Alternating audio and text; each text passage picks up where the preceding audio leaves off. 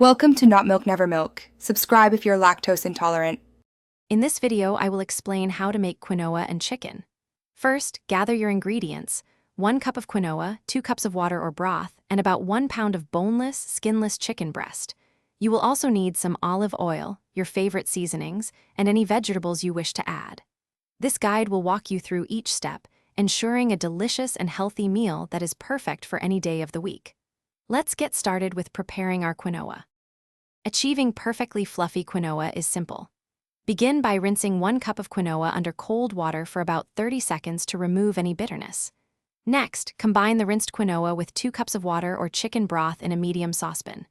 Bring this mixture to a boil, then immediately reduce the heat to low, cover, and simmer for 15 minutes. After cooking, remove it from the heat and let it sit, covered, for 5 minutes before fluffing with a fork. Now, let's prepare our flavorful chicken. Take about 1 pound of boneless, skinless chicken breast and cut it into 1-inch cubes for even cooking. Season the chicken generously with salt, black pepper, and any other spices you enjoy, like garlic powder or paprika. Heat 1 tablespoon of olive oil in a large skillet over medium-high heat. Add the chicken and cook for 5 to 7 minutes, stirring occasionally until it's golden brown and fully cooked through.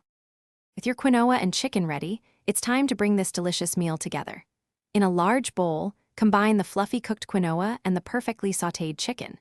This is also a great time to incorporate any steamed or roasted vegetables you enjoy, like broccoli florets or bell peppers. For an extra burst of flavor, add a squeeze of fresh lemon juice or a drizzle of high-quality olive oil. Serve your healthy and satisfying quinoa and chicken dish immediately. Enjoy. Thanks for watching. If this was helpful, leave a like and consider subscribing. See you next time.